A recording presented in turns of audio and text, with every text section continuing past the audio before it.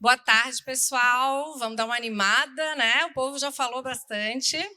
Não vou falar tanto, não vou ser mais tão extensa, mas vou falar sobre o que me inspira, sobre o que me emociona. Estava comentando com as meninas que já me encaixei de diversos níveis em todas as palestras, porque quando eu cheguei, esse ano eu faço 20 anos de escritório. Então, quando eu cheguei um pouquinho atrasada, mas já a palestra do João sobre custos e planilhas e como começar, já começando, porque a gente leva um tempo para começar, né? Depois de uns 10 anos é que a gente começa a aprender a calcular o nosso custo. Depois me encaixei muito no nome, porque meu nome não é Juliana Pipe. Meu nome é Juliana Gomes Pipe de Lima. Nome de princesa, praticamente, né? Mas o pipi, que foi um problema de escola, porque pipi, xixi, pipi, enfim, já passei por todos os bullings, virou a minha marca, né? Então, de um limão a gente faz uma limonada, tá tudo certo. E o paisagismo, que é um maravilhoso, é algo que eu não domino, né? É algo que às vezes a gente terceiriza no escritório, então que eu amei também a palestra, é uma inspiração. E é na natureza que a gente busca muito as nossas inspirações, né? Então, vou falar um pouquinho sobre isso. Então, eu sou formada aqui pela UFSC. O meu escritório eu tenho desde 2000. Um pouquinho antes de me formar, eu já comecei a trabalhar em casa. Na época, a gente chamava de home office, que era uma coisa muito chique. E para não ter custo, óbvio, né? Trabalhava na casa da mãe. E lá eu já comecei a atender os clientes lá mesmo e comecei realmente a perceber que eu precisava me estruturar para cobrar um pouco melhor pelos projetos e para precisar o que eu precisaria para montar um escritório. E eu demorei 7 anos para ter a coragem e ter o dinheiro para poder sair da casa da minha mãe e montar de fato meu escritório no centro. Hoje eu tenho era alugado, hoje eu tenho uma sede própria que fica em frente ao CFL na SC e tudo é um degrau atrás do outro, né? Vocês são muito jovens, né? A maioria dos que estão aqui. Tenho vários amigos também aqui de carreira, enfim, que já passaram por tudo isso que eu passei, né, Rô? Isso aí. E é isso, a gente tem que saber se estruturar e a gente tem que entender o nosso tamanho. Meu escritório, somos 7 pessoas, a casa das 7 mulheres. Muita gente me pergunta por que eu gosto de trabalhar tanto com mulheres. Porque, de fato, eu acho que a mulher ela é multidisciplinar por natureza. Enquanto o homem das cavernas ia para caçar um bicho para alimentar, né? A mulher já estava em casa, já estava na caverna, cuidava de acender o fogo, cuidava do filho, sei lá, produzia alguma coisa. Então, eu acho que as mulheres elas são multifuncionais. Eu acho que hoje os homens estão buscando ser multifuncionais. E isso é uma qualidade muito grande do homem moderno.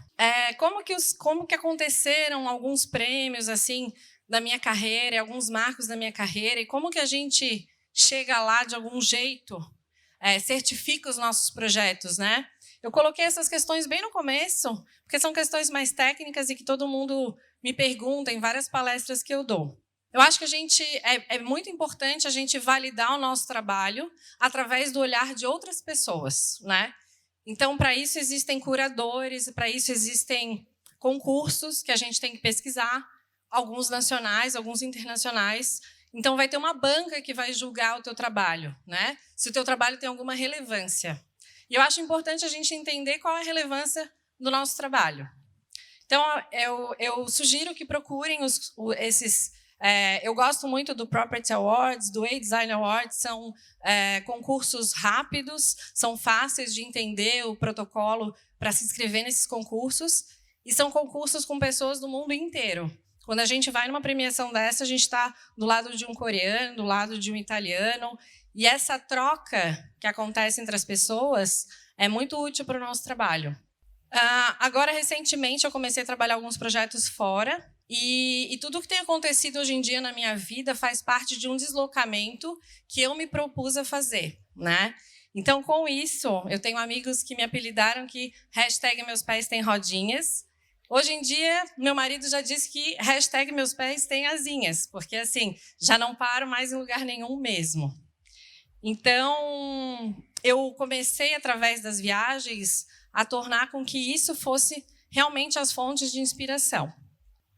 Então, o que acontece? Hoje em dia, cada vez mais a gente está buscando uma vida offline. Isso pode chocar um pouco, porque eu também adoro as mídias sociais, adoro stories, adoro Instagram, sigo muita gente, conheci muita gente legal através de Instagram. Acho que conheci Guilherme do Instagram, depois pessoalmente. Mas, enfim, só que a gente vai percebendo que cada vez mais o elemento presencial, seja na apresentação de um projeto, seja na apresentação de um orçamento para fazer o seu trabalho, seja aqui com vocês, né? O valor presencial é muito grande. Então, hoje em dia, os momentos e as horas offline são muito, muito mais produtivas do que as online. Então, esse é um movimento que está acontecendo no mundo. E aí, percebendo isso, eu fui cada vez mais me dedicando a esses momentos offline nas viagens. Antigamente, nem chip eu comprava. Chegava num ambiente, chegava num país, era caro também, a internet era caro, e ficava ali pescando a internet. Hoje a gente já está um pouco mais refém de WhatsApp, enfim, acaba comprando chip para facilitar. Mas o que a gente puder ficar offline, a gente vai conseguir produzir e se inspirar muito mais. Então, nessas viagens que eu fui procurando conhecer pessoas interessantes em cada viagem que eu ia fazendo, seja a trabalho, seja a passeio. Eu fui tentando buscar experiências nessas viagens. Então, realmente pagar um pouquinho mais caro e ficar num hotel diferente que eu queria, ir num restaurante diferente. Eu acho que tudo no nosso universo nos inspira, né? Eu costumo dizer, a gente vê, antigamente se via novela, né? Big Brother, novela, etc. Hoje é série. Mas a gente vê a série, a gente está vendo o cenário, a gente está vendo o comportamento das pessoas, a gente está vendo o figurino, né? Então, tudo, a arquitetura é tão ampla que tudo nos inspira. E as viagens nos inspiram e procurar pessoas nos locais nos inspiram. Então, eu acho muito interessante. Acho que o melhor aprendizado é quando tu conhece alguém do local e que tu vai nos lugares locais, nos restaurantes que são biboquinhas, né? Eu acho que isso faz toda a diferença. E aí eu comecei a pensar que esses momentos de viagem eram os momentos que eu realmente conseguia resetar, que eu conseguia não pensar tanto no meu escritório, ou às vezes não pensar tanto na família, no marido. E aquilo começou a realmente me inspirar. Porque essa chuva que a gente tem hoje de Pinterest, de Instagram, de todas essas referências visuais, vão consumindo a gente de um jeito que às vezes é preciso a gente resetar, zerar nossas referências. Então, o mais importante de tudo é que eu me conscientizei ao longo dos anos que a referência é a gente mesmo. No meu escritório, a gente não vê Pinterest, a gente dificilmente vê Instagram, as meninas, para projetar. E as referências são simples, são as do dia a dia, são as pessoas que a gente conversa, são os clientes que a gente conversa, que a gente começa a falar do briefing com o cliente no escritório sobre a música que ele gosta, né? Sobre as viagens que ele faz.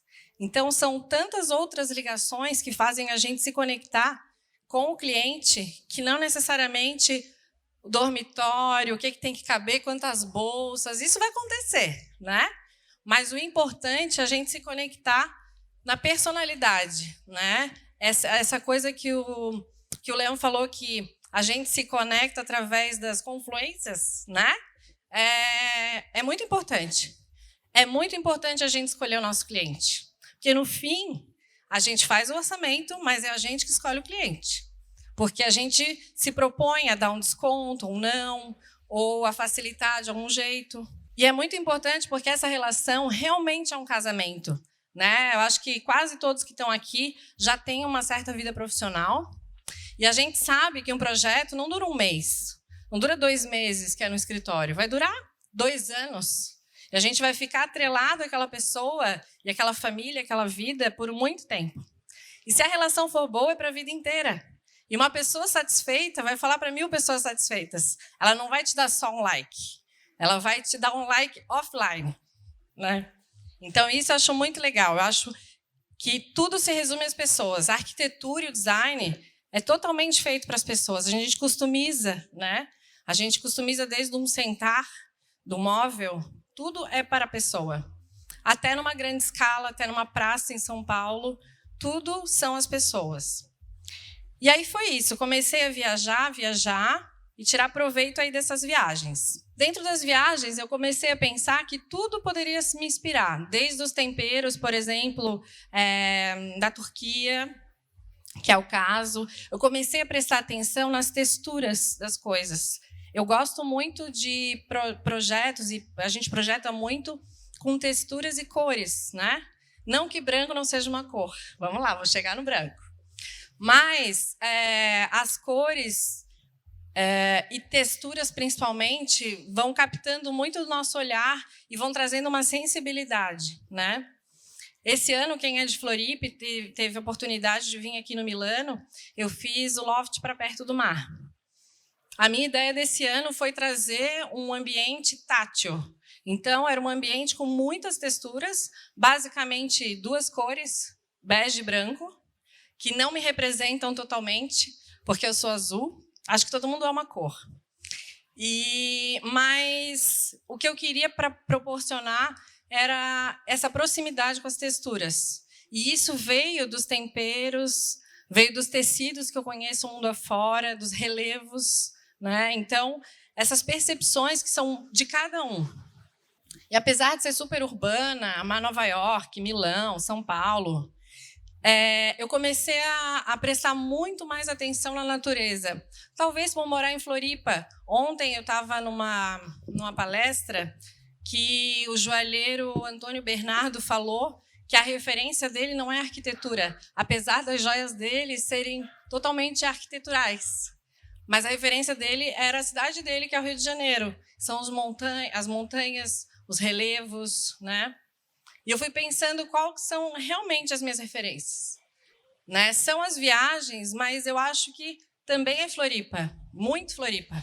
A gente pode viajar muito aqui sem sair de casa, né? E é isso, eu comecei a prestar atenção em cores da natureza que eu não tenho na minha cidade, que eu não tinha até então conhecimento. Aí é o Grand Canyon, é uma viagem que eu achei, meu Deus, que roubada, porque eu sou super urbana, gosto de fazer umas comprinhas, e aí vou para lá no meio do nada, não tem internet.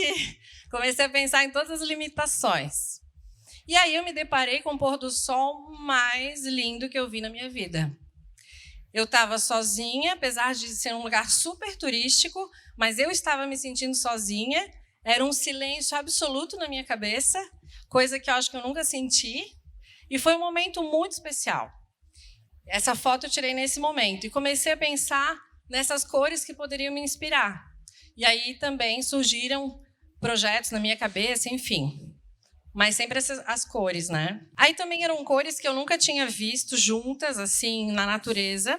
Na foto nunca representa o que realmente é quando a gente vê ao vivo. Aí é na Croácia. E esse verde profundo dessa água, eu nunca também tinha tido esse contato com essa cor. Depois, quando tu vai vendo uma paleta de cores de algum fabricante, tu nunca consegue, né, nem traduzir de perto o que a gente consegue ver nesses lugares. Mas foi interessante entender o que seria uma paleta de cor, que eu poderia explorar isso na decoração, na arquitetura. Aí o selfie dos pezinhos, que é um clássico, né? Que todo mundo faz e que eu adoro. Eu gosto muito de prestar atenção no movimento das cidades, nas calçadas, as pavimentações, pelo mesmo motivo das texturas. Há muito tempo, assim, acho que desde que surgiu a história meio que do celular, eu gosto de tirar foto das calçadas, né? E o pé ele serve para dar aquela escala do que tu está fotografando. E depois virou esse hashtag Meus Pais Têm Rodinhas, porque foi bem propício. Mas aí, nesse momento, eu estava também completamente sozinha. Foi na Patagônia. A Patagônia foi uma das coisas mais incríveis que eu já conheci na vida em termos de cores. Os azuis mais diferentes e mais fluorescentes, assim, realmente foram na Patagônia que eu vi. Aí é o lado chileno. E nesse momento eu pensei, nossa, assim, é uma profusão de cores que a gente fica sem palavras, assim. E, de novo, a presença do azul, né? Aí, de novo, um pôr do sol maravilhoso. A Grécia era uma vontade também de conhecer, que eu tinha há muito tempo. Esses glaciais que são maravilhosos. E aí eu comecei a realmente estudar os materiais de uma forma mais ampla. Com essa questão dos materiais mais sintéticos, né? O plástico, a profusão do plástico, várias marcas que investiram no plástico, no acrílico, ou a industrialização dos processos, tornou o homem, a gente, um pouco mais distante da natureza. E o que a gente faz quando faz uma praça, ou quando a gente traz para dentro da nossa casa, de um projeto de interiores, um material natural, é justamente resgatar essa conexão. Não que a gente vá adorar acampar ou vá adorar mergulhar em profundas cachoeiras, mas toda essa parte da natureza que é propícia do ser humano, que é própria do ser humano, quando a gente traz para a nossa casa com materiais, a gente consegue se sentir mais acolhido. E aí eu assumi de vez que eu gostava realmente dos materiais naturais. Então, para mim, a madeira é a madeira, não é o porcelanato imitando madeira. Para mim, o tijolo é tijolo, né? Ou é, claro, uma lâmina, uma lasca de tijolo, o concreto, enfim, os materiais naturais.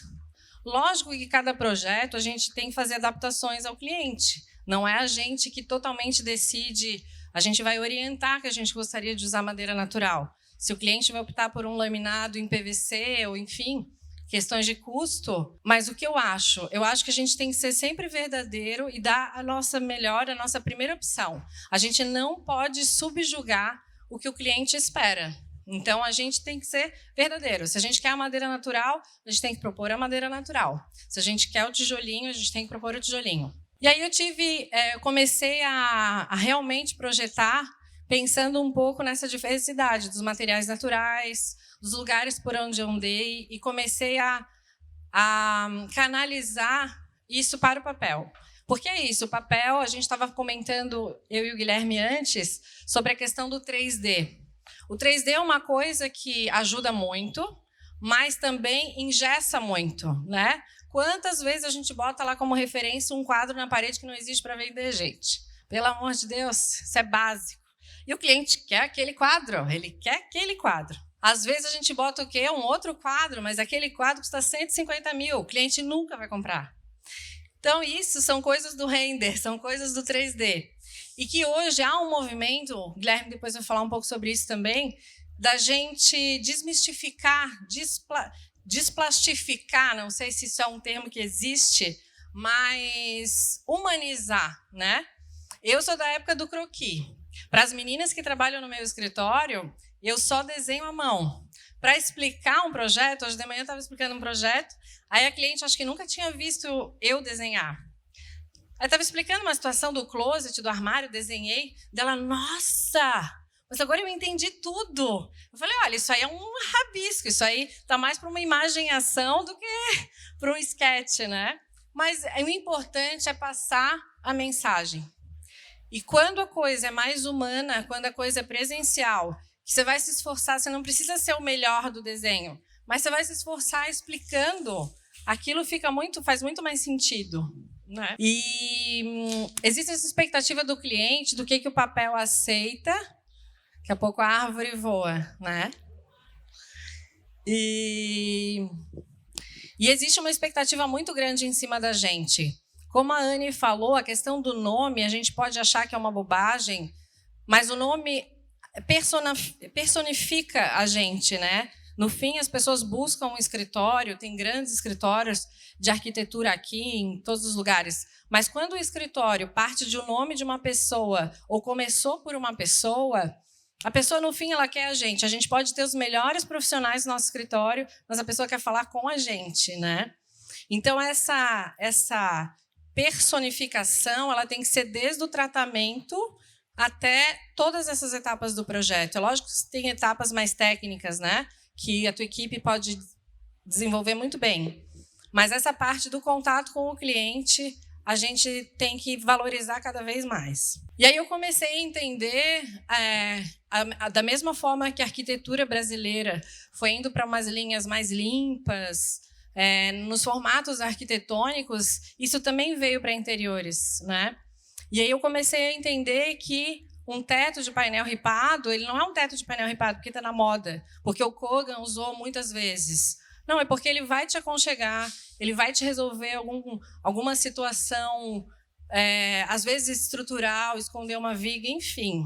A gente tem que pensar numa arquitetura, seja de interiores ou arquitetonicamente falando, atemporal, né? É óbvio que tem as décadas, é óbvio que tem uma história, que tem uma moda, mas quando a gente é verdadeiro às nossas essências, no meu caso, por exemplo, eu sou verdadeira aos materiais, né? E as cores que eu procuro empregar nos projetos de acordo com as viagens e tal, a gente vira atemporal, né?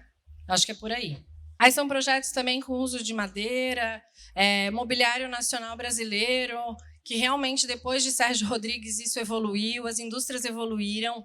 Hoje o que a gente vê em Milão, em tudo que é lugar, Feira de Estocolmo, a gente vê como o mobiliário brasileiro já entra nas graças universais, vamos dizer assim. Então, acho que a gente tem que cada vez mais pesquisar nomes diferentes que estão surgindo aí a todo momento. Uma coisa também importante é a gente saber valorizar a arquitetura que a gente recebe. Esse projeto é da Marília Ruschel, de um escritório aqui de Floripa, e eu já recebi uma arquitetura muito gostosa, esse uso da madeira, essa paisagem. Então, o que eu faria em interiores? Nada, porque eu acho que a moldura é que importa. Então, a gente também tem que respeitar e preservar essa questão do entorno, né? Quando que a arquitetura fala mais alto? Acho que é importante para a gente que trabalha um pouco mais com interiores reconhecer isso. Aqui já é uma reforma no Santinho, e aí eu comecei a entender o porquê que também as pessoas me procuravam, que eu tinha essa relação com a natureza, que eu tinha uma relação com o mar. Talvez por morar em Floripa a minha vida toda, todos os dias eu vou trabalhando, olhando para o mar, quer dizer, moro na frente do mar, tenho uma relação. E começou a se delimitar um nicho de clientes que tem essa relação pessoal comigo. Não é mais o projeto do escritório da Juliana Pipe, que assim como qualquer outro profissional, vai fazer bem-sucedidamente um projeto, vai ser executável.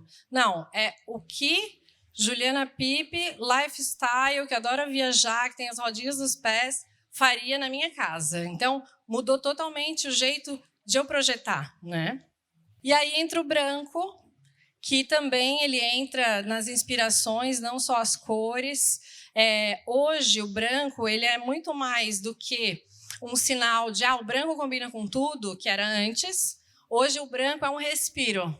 O branco é no meio disso tudo que a gente vive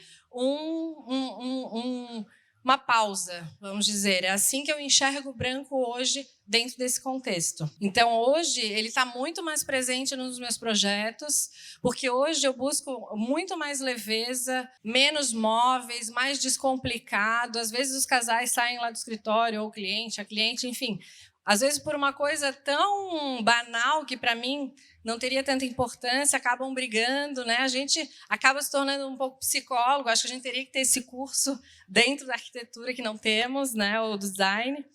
E, enfim, a gente acaba resolvendo muitos problemas familiares através de uma simples escolha de cores, por exemplo, né? Aí também os brancos entrando, quando a moldura é linda, quando tem uma paisagem, enfim. Eu hoje estou numa fase mais branca, mais light. Aqui à direita é a minha casa, é o meu ninho. É bem eclético, é multicolorido, reflete bem todos os lugares que eu vou. E sempre trazia alguma coisa de decoração dentro da mala. Mas faz uns 2 anos que eu falei, não, agora eu só trago roupa, que agora eu emagreci. Eu quero mesmo trazer roupa. Então, eu parei um pouco de encher a minha casa e eu agora estou num processo ao contrário. Estou num processo de limpar a minha casa. Então, agora está assim, essa parede eu já mudei de cor, já tirei as almofadas, já tirei aquele vaso colorido e a gente vai mudando, porque a casa é assim e a gente é assim, né? Aí são os projetos com as influências, né, da Grécia ainda. E aqui, para concluir, um case bem interessante de aplicação dessas minhas viagens. Eu atendi um casal muito próximo, muito querido. Eu fiz o apartamento na beira-mar, no centro, aqui em Florianópolis deles. E eles tinham uma filha com uma certa mobilidade reduzida. Na verdade, eles nunca viajaram para fora, não por falta de dinheiro, mas porque eles não queriam deixar a filha. E eles tinham um sonho da vida toda, que era ir para a Grécia. E eu sabia desse sonho. Quando a gente fez o primeiro apartamento, a gente tentou dar umas pinceladas de cor e tal. E, enfim, eles compraram um apartamento na praia. E eu pensei comigo, tá na hora de eu trazer a Grécia para esse casal, né? Uma hora isso tem que acontecer. E eu lancei um desafio para eles confiarem totalmente em mim. Na época, a gente já tinha feito um apartamento muito bem sucedido. E eles simplesmente entregaram a chave, entrou dentro do orçamento deles, é lógico. E eles conheceram um apartamento assim, do jeito que eu entreguei. Como eu digo, com um quadrinho na parede e a espumante na geladeira. E foi lindo, foi maravilhoso. Eu recebo os feedbacks depois, porque eu não fico na entrega. Eu acho que a casa recebe o proprietário com a energia da casa, e não eu recebo. E no dia seguinte foi um chororô, um auê, eles me ligando com muita felicidade, que realmente eu tinha trazido a Grécia para eles. E é isso, né, gente? A arquitetura são pessoas.